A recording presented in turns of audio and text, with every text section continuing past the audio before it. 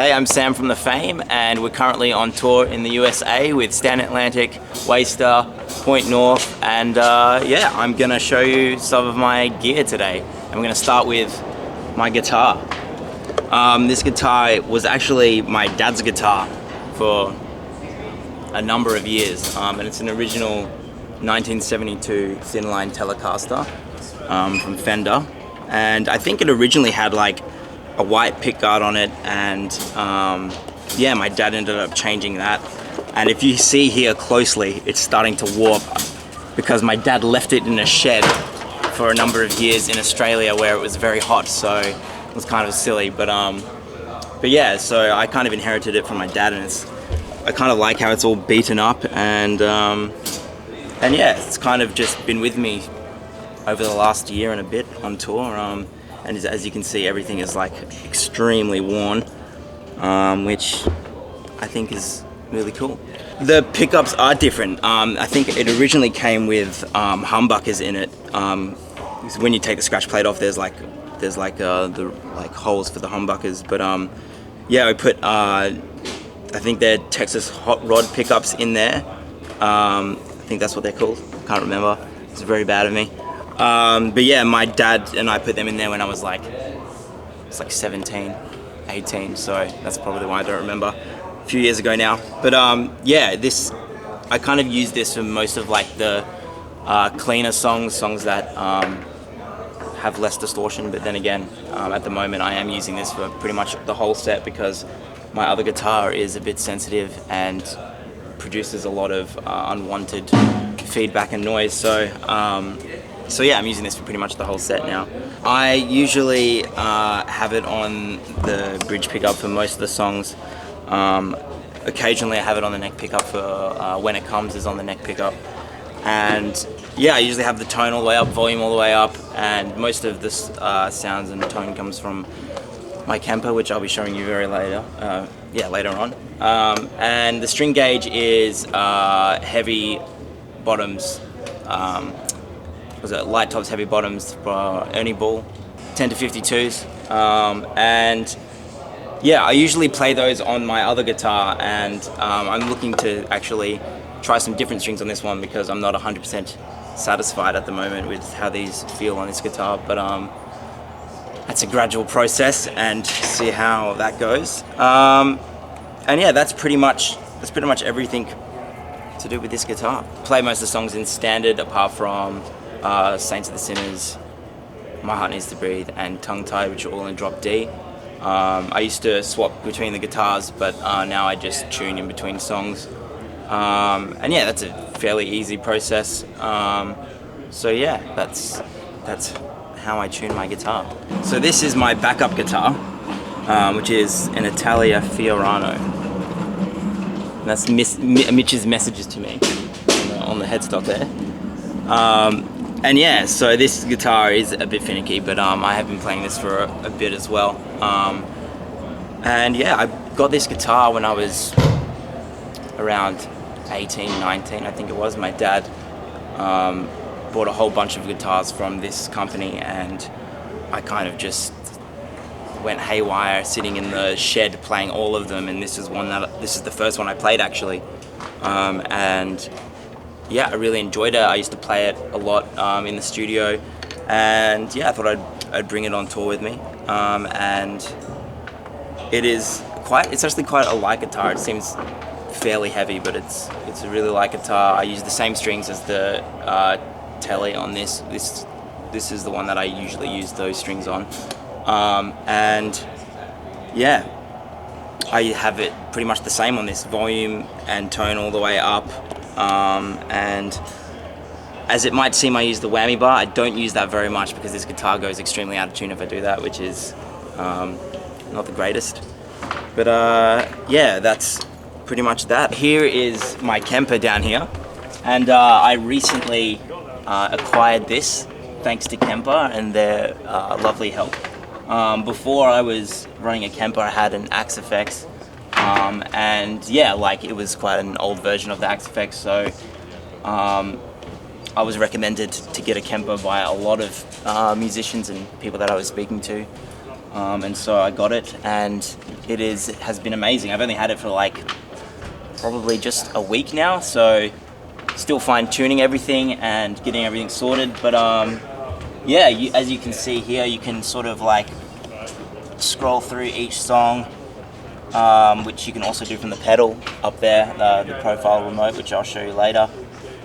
And yeah, it's so easy to understand. You have like all your stomp boxes, and just other effects that you want to set up.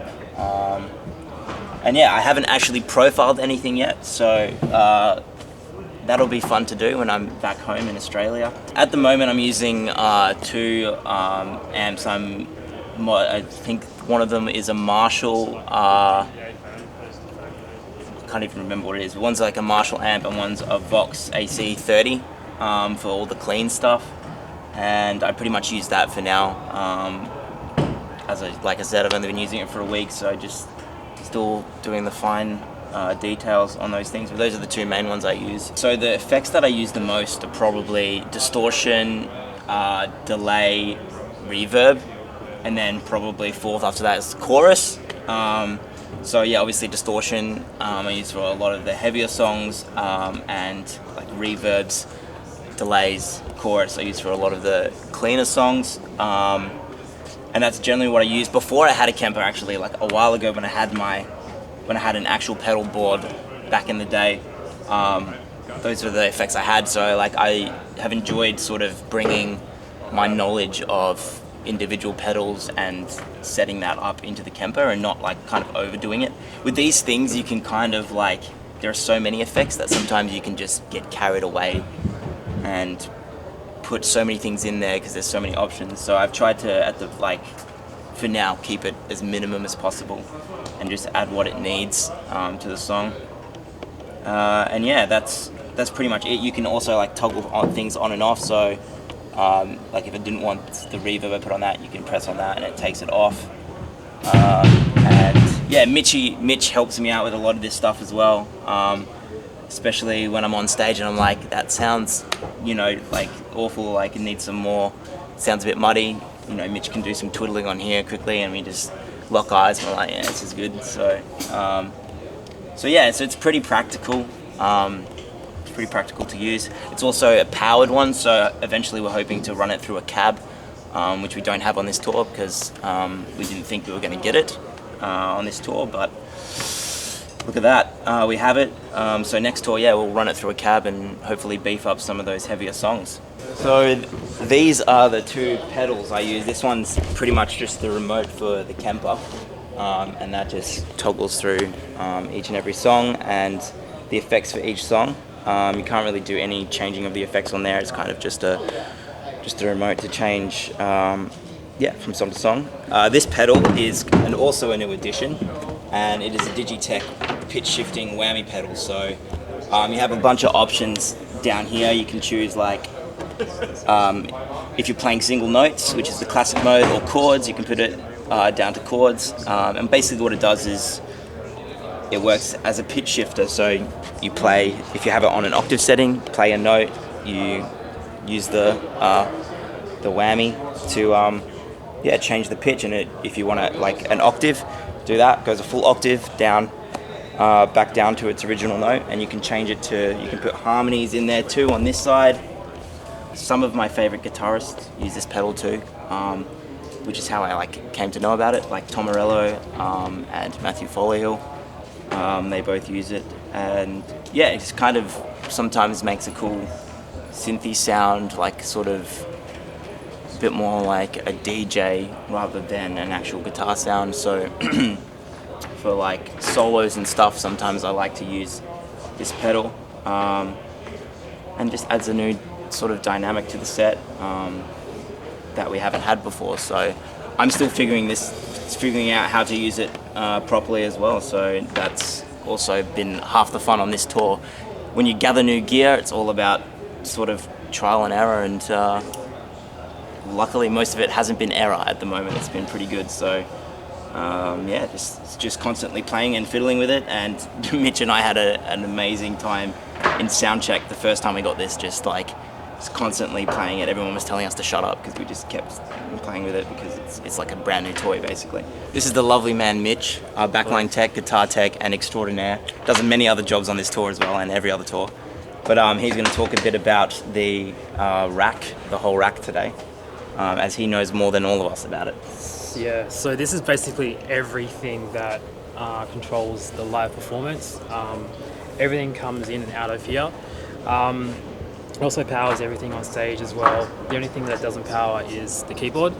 So if you want to run through it, basically we have one power conditioner that's going to just power everything we have. These are our wireless systems for the in-ears. Sam, Steve and Josh all are on wireless. Lyndon's hardwired straight out of our X32 here. So we have this as our digital mixer, mainly for the guys just to listen to. And then, yeah, the best thing about this is we fly with all of this as well. We just condense it into 2 smaller fly racks. And then, yeah, so wireless again for the guitars and bass and Josh's vocal. And then obviously it comes into Sam's Kemper. And then down here we have this is our multi-track for all the playback. It's from an amazing company called Cymatic. We were running pretty DIY stereo system for our tracks before, but this has given us a lot more freedom, and especially for our sound engineer Joe, who can control every bit of our track. And that just comes out into the front of the house, and basically that's it. Everything else is pretty much on stage. All the vocals for Steve, and then yeah, that's pretty much all we have. Pretty small setup given that the tours we've been doing, but it's efficient, it works well, and that's really it. Nothing really amazing. We don't run backups or anything like that. You're amazing. What makes it amazing is Mitch. He just has it. We've never had any failures apart from one time where a photographer walked past and pulled our power out mid song. Yeah. But you can't. Well, we couldn't help that really. They just tripped over the wire. But that's pretty much. It's pretty standard, I guess, for most touring bands as well. The best thing about it is we can fly with it. Not too heavy. Hey guys, thanks for watching me talk about my gear. And yeah, we're on tour in the US at the moment, so if you're around, please come to a show and give us a listen on Spotify or whatever if you haven't heard of us before. We've just released an album, and yeah, we're all pretty stoked on it. So thanks for listening.